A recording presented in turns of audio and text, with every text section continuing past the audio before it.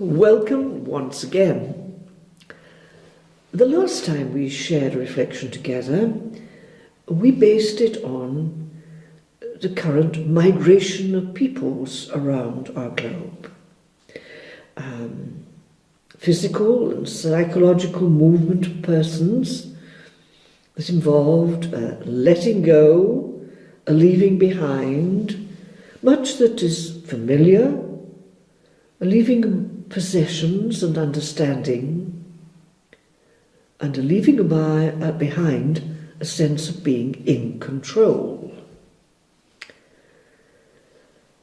We asked ourselves why our human family needs to be in this constant movement. Why have we always been migrants?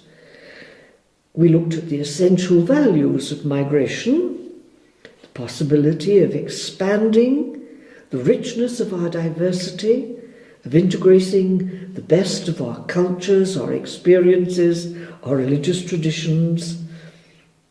And we looked at the role of dialogue in starting a change of attitudes that made integration possible. And finally, the fundamental, though very often simply expressed, need to cross a threshold, either a physical or a psychological threshold, or both, to cross over to where the other person is, and to be able to come back enriched. That sounds very simple. It's very difficult. We've tried it. But the title of our reflection today asks us to do something more. I put it in the words of a saint from the Middle Ages, St. Irenaeus, who said the fundamental thing was that we have to go beyond mind, to all that lies beyond mind. And living in this age where human intelligence is so prized, is so important, where experimentation and research has reached proportions of complexity that it was not possible even to dream about a decade ago. To be told that we have to leave mind and go beyond mind is an enormous challenge.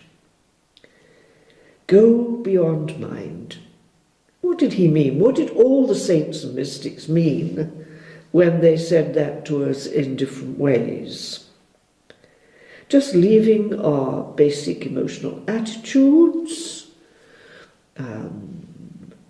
the attitudes that have been conditioned into us by our parents and families and so on, leaving behind our skills, our creative imagination, our control over our own decisions, our perception of life.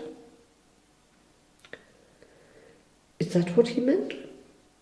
Not fully, it seems.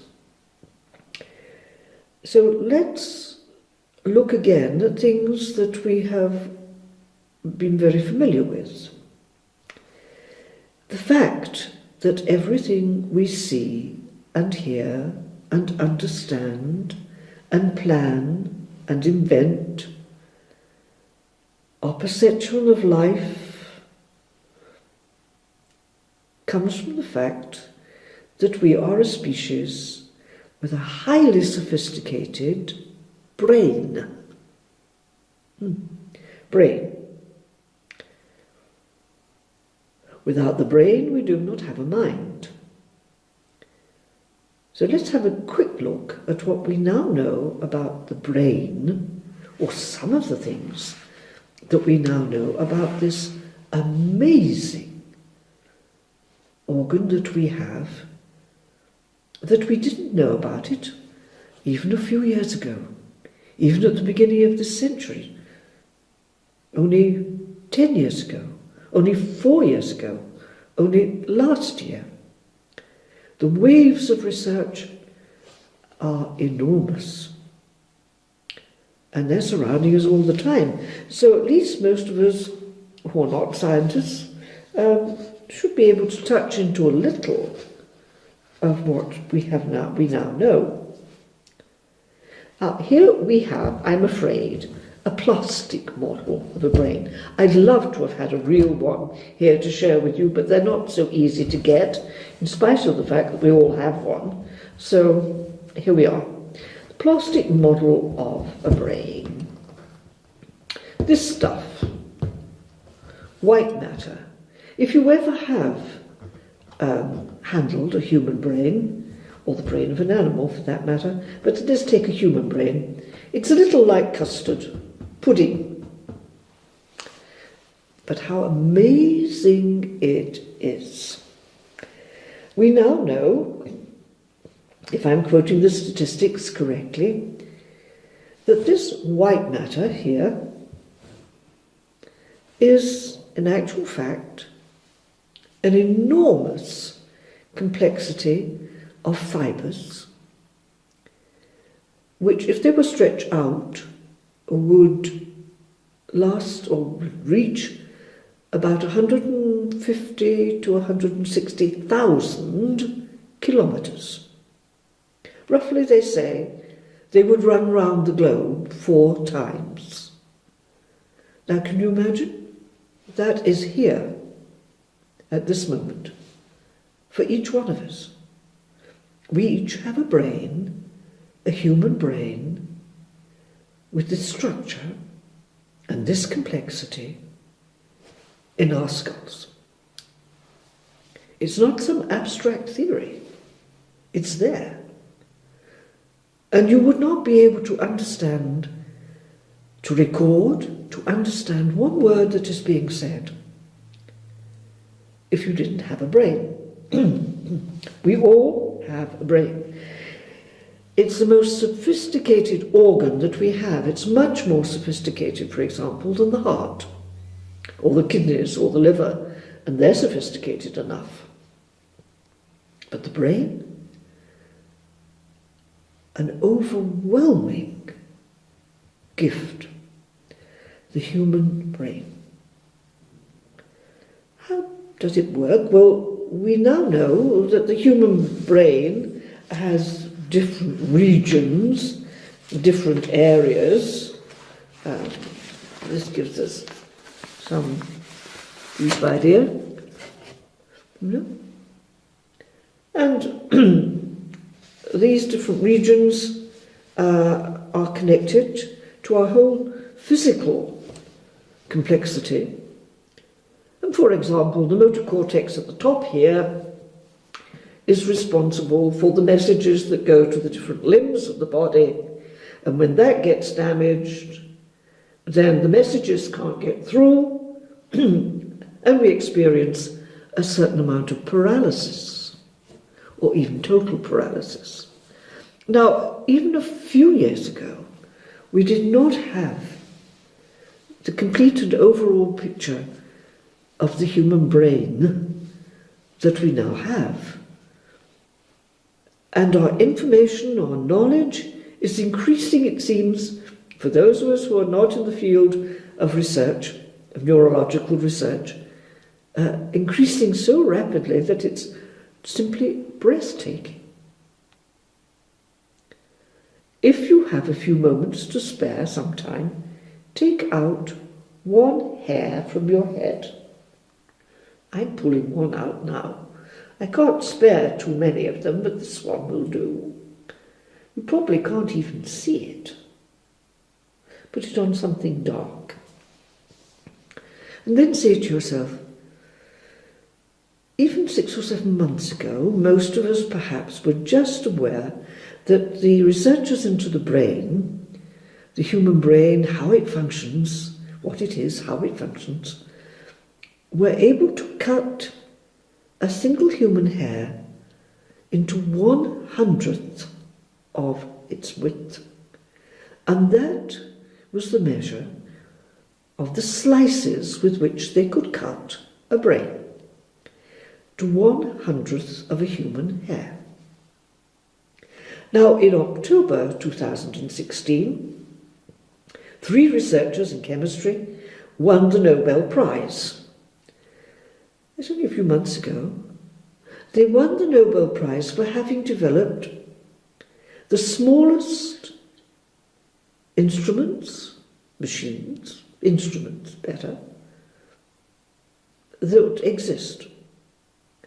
And they can slice a human brain, or the brain of a mouse, to 1/1000th of the width of a human hair. Now, from that, their research is taking them deeper and deeper and deeper into the wonder of a brain. And for those of us who are familiar with the Psalms, for example, Psalm 139 comes into mind. I thank you for the wonder of my being. I thank you that I am so marvelously made. And that isn't some people, a few people, that's all of us. It's you and me and every other human being out there, around the globe, with a human brain. I thank you for the wonder of my being. Part of their research is helping us not only to understand and to marvel at the complexity of the human brain, but also perhaps to improve the life situation with some people who've had brain injuries. For example, I mentioned a moment ago that the motor cortex is the area at the top there that is responsible for sending the messages from the brain to the different limbs of the body. And it's now been shown, they've already done it, that it is possible with a person who has had an injury, the motor cortex, and therefore was paralyzed, say in the arm, that they could put an implant into the brain, where the messages then, as it were, get translated through the implant to a robotic arm. And the person's motor cortex can send the information as to how to move, etc., and when to move into an artificial limb. I thank you for the wonder of my brain. Now, when most of the mystics, including St. Irenaeus, made that statement, go beyond mind, they had none of this information about the complexity of the human mind. I mean, the human brain, the human brain. But now, of course, we have a growing knowledge of the human mind. The mind needs a brain. Electrical impulses are running over the surface of the brain. They're connecting different regions and resulting in all that we perceive, understand, think, plan, remember, etc., etc. If the whole of our perception and our interaction with and our understanding of what we perceive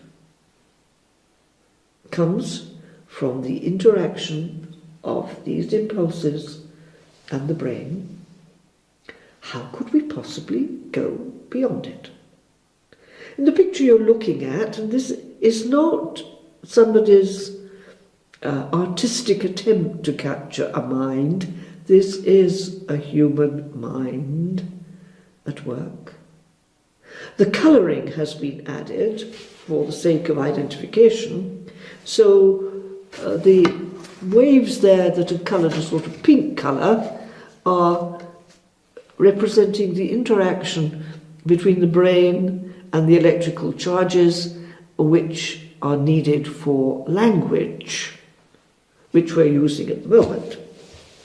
Using language, speaking, thinking, words, we can bring our knowledge of the mind down to equally sophisticated and complex understanding as we do of the brain, like it's slicing to 1,000th the width of a human hair. The understanding of the brain is also becoming overwhelmingly vast, complex, sophisticated. I thank you for the wonder of my being. The one thing about the mind is, not only have we not yet discovered all that it's capable of knowing about the workings of a human mind, we also are now sure that there is still a mystery there in the human mind which we will probably never understand. Okay, go beyond mind to all that lies beyond mind. How? What could that mean? In today's world, what could it mean? Could it mean simply the development of artificial intelligence? You may have many examples of this that you have read about or heard about, but one that makes me stand back and ask several questions is the research of one important man who's given most of his life to being able to invent a computer that thinks like a human brain. So I invent a piece of equipment that can think like me. One of the things about the human person is that we have self-reflective consciousness. Separates us from the rest of the living species on this planet. We can think about ourselves thinking. Is that computer going to be able to think about itself thinking once we have taught it how to think the way we do? Well, I don't know the answer to that. Perhaps you've discovered it, but it's worth playing around with that situation, those ideas, for a little while. See what questions they give rise to in your own reflections. I mentioned a robotic arm a moment ago, and we're also in the age of robots.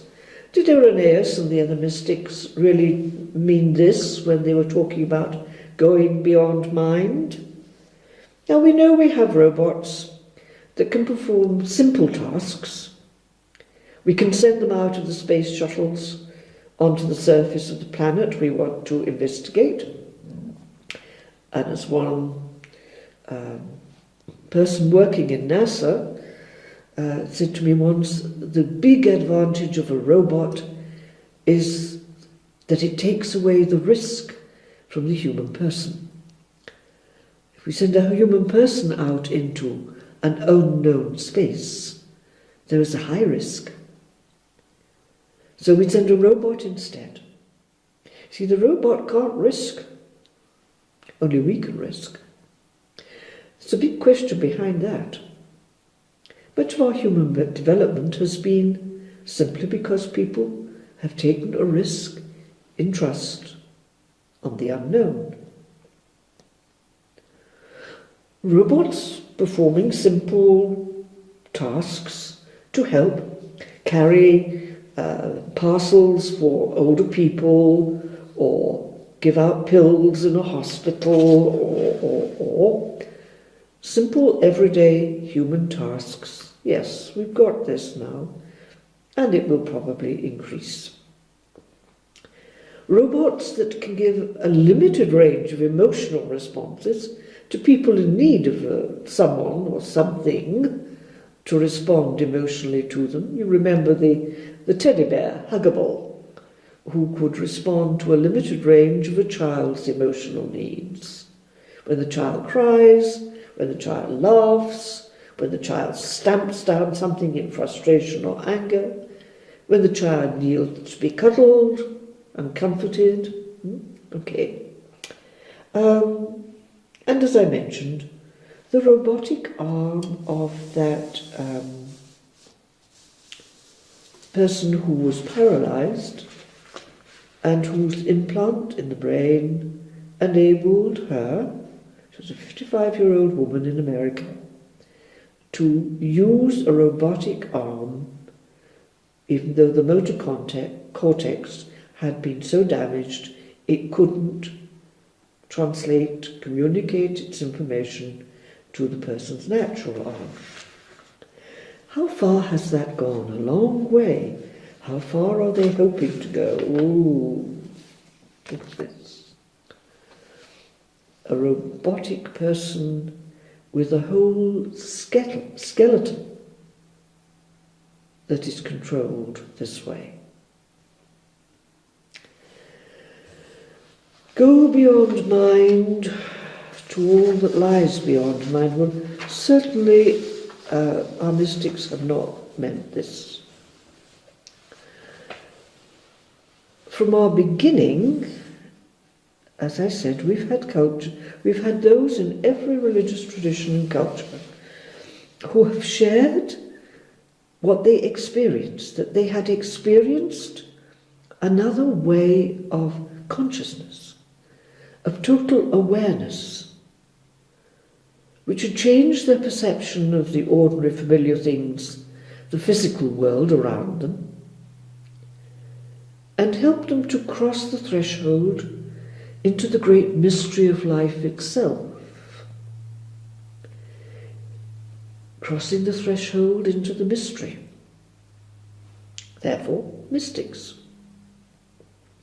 Those who had experienced, briefly or more often, or that non-physical reality we call spirit, or chi, or Tao, or Brahman, or whatever, God, by so many different names, experiencing one source of all that is, the one who alone is, the one without a second, as it were, head on, with nothing intermediary. No need for the brain, no need for the mind. The contact, although expressed again through the brain and the mind, didn't come from the action and the interaction of brain and mind. Now, how did they do this? First of all, they trusted. They trusted in the mystery. The mystery exists. A mystery meaning the ultimate reality from which I have come, which I will never understand with my brain and my mind. That's why it is a mystery. And in order to do this, they have been able to relax all the activity around the mind. Relax it. Let go. Stop trying to be in control the whole time. Trust. And then finally, and above all, desire it with a passionate longing for the experience of who I am and who the source of all life is, that will come to me in another level of consciousness, and I can cross that threshold. The amazing thing, the more amazing thing, perhaps we say, of this capacity for mystical experience is that, like a brain, we all have the capacity. It's our human capacity. It belongs to us. It makes us human beings. how sad it is that so few of us then perhaps are ever helped to realize it. So few of us perhaps are ever able to trust it. And yet we know it is the answer to all the problems of violence, of greed, of misery, of misunderstanding and confusion that we have in the world today. It's the one thing that will make us realize that drugs are not the answer, that terror is not the answer, that the abuse of our sexual capacity is not the answer. Our need is urgent, and our way to respond to our need is possible for all of us. But the first step is to really take a good look at the amazing gift of a brain, and then the miracle of a mind, and then begin to listen to those who have told us consistently throughout the centuries, wherever they have lived around our planet, that it is not only possible for us to go beyond mind, to all that lies beyond mind, but that it is urgent for each one of us to really want it. And that is the question we leave ourselves with today. This is our question to go. How much do I really want it?